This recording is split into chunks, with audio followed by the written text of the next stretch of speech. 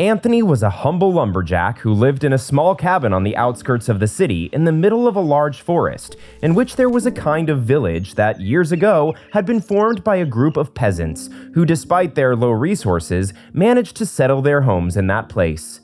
That morning, just like every day, he was carrying the firewood to start cutting it with his axe when a little girl dressed in a very elegant and beautiful white dress appeared in front of his eyes and said something that made his hair stand on end. "Hi, Daddy, you don't know how much I miss you." Anthony, completely bewildered, looked her up and down, wondering how such a refined little girl, who you could tell by sight was the daughter of a wealthy family, had gotten there.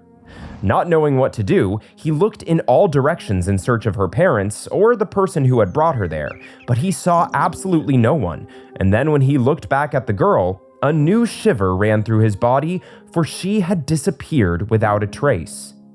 Anthony, convinced that this had been a figment of his imagination, went on with his work and tried to forget what happened.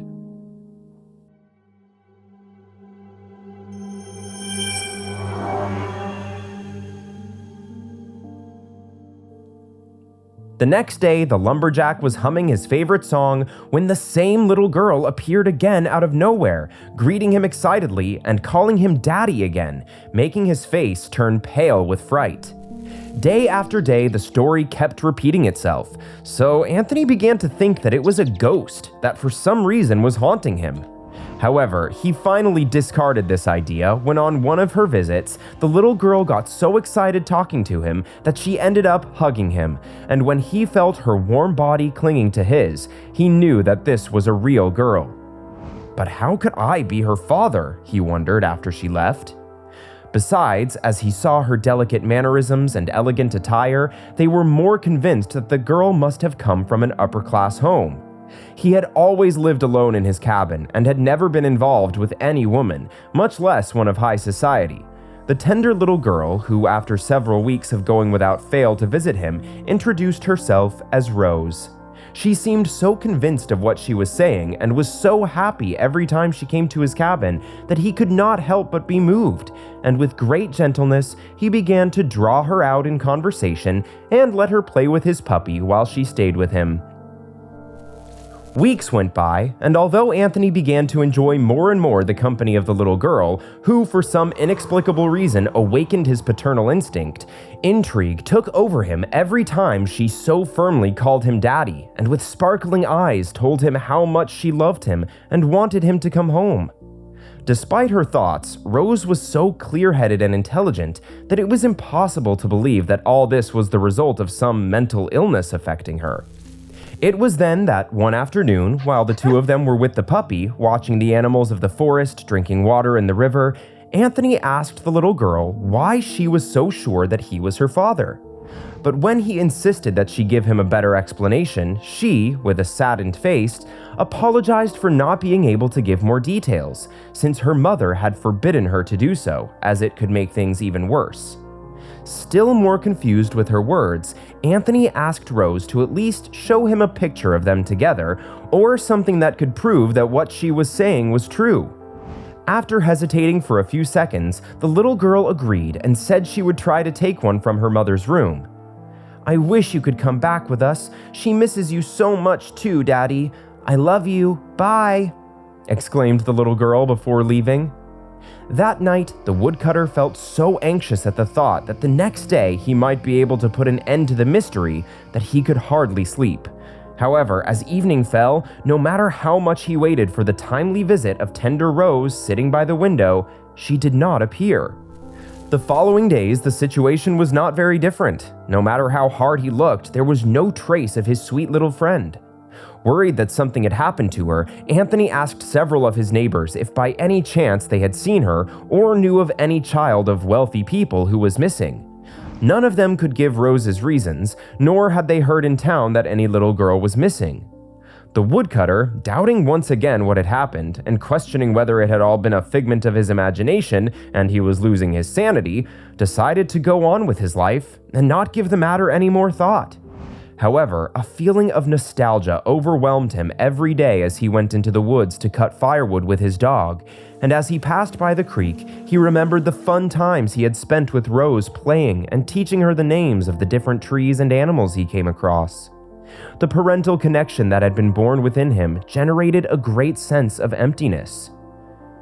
"There's no way I could have imagined that," he said to himself one day when sadness came over him. "What must have happened to her? Is she all right?" One day, upon returning from work, Anthony was surprised to see that his faithful companion did not come out as usual to greet him. After calling him for a few minutes without him showing up, he set out to look for him and then almost fainted with excitement to see him playing with Rose in the backyard. "You're okay!" exclaimed the lumberjack, running up to her to hug her. "I missed you too, Daddy," said the little girl with a big smile, and that day, for the first time, he decided to invite her into his humble cabin. Once inside, he prepared some hot chocolate and cookies to offer Rose and took the opportunity to ask her why she had disappeared so suddenly. She explained that that day her mother had discovered her trying to take the picture and ended up getting a big scolding because she had tired of repeating that they should not continue seeing each other and had warned her of the serious consequences that this could bring them. So for the next few weeks, she took her everywhere with her and never left her alone for a moment. "It was only today that I was finally able to escape." The woodcutter once again felt deeply intrigued and confused.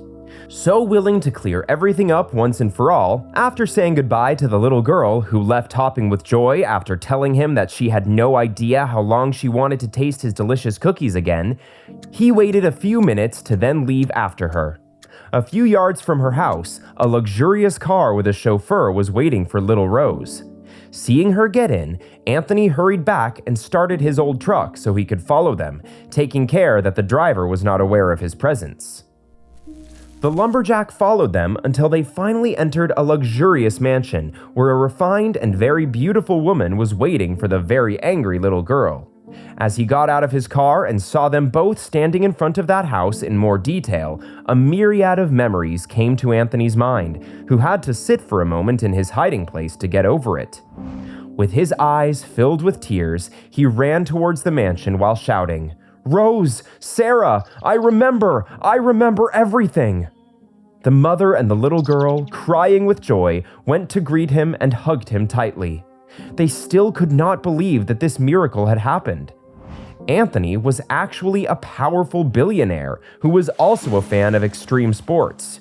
3 years ago, during a parachute jumping trip, he had a devastating accident in which he ended up receiving a severe blow to his head that left him in a coma for weeks. And when he regained consciousness, his wife and daughter had to face the hard news that he had completely lost his memory.